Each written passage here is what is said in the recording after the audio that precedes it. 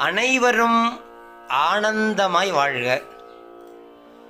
ஆனந்தமான ஒரு வாழ்க்கை வாழணுன்னா, எனக்கு சூழ்நிலை சரியில்லை, அதனால் நான் அங்கேயே தான் இருப்பேன், அந்த ஊரை விட்டு வரமாட்டேன், அந்த இடத்த விட்டு வரமாட்டேன், வேறு தொழில் செய்ய மாட்டேன், இப்படிலாம் சொல்கிறான் பார்த்தீங்களா?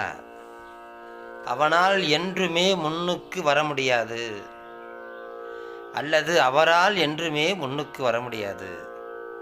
சூழ்நிலை சரியில்லை என்று சொல்லிக்கொண்டு அதே இடத்தில் அமர்ந்திருக்கக்கூடாது. நல்லதொரு சூழ்நிலையை நாம் தான் உருவாக்க வேண்டும். சூழ்நிலையை உருவாக்கி வெற்றி பெறுபவன் தான் வெற்றியாளன். புதிய கண்டுபிடிப்புகள்லாம் கண்டுபிடிக்கிறான் பார்த்தீங்களா? பழசே போதுன்னு நினச்சா புதுசாக கண்டுபிடிச்சிருக்க முடியாது. அதனால் சூழ்நிலையை நாம் காரணம் காட்டி சோம்பேறியாக முட்டாளாக இருக்கக்கூடாது. புதிய சூழலை உருவாக்கி நாம் வெற்றி பெற வேண்டும்.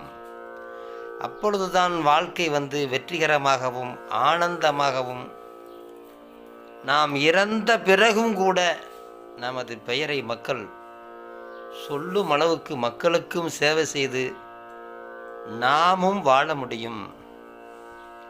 பேசிக்கொண்டிருப்பது உங்கள் வெற்றிக்கனி சுவாமிகள். வெற்றிகரமான வாழ்க்கையை வாழ்வதற்கான அனைத்து விதமான யோஜனையும் சொல்ல நான் இருக்கின்றேன். தேவைப்படுபவர்கள் வாருங்கள். தட்டுங்கள், திறக்கப்படும். கேளுங்கள், கொடுக்கப்படும்.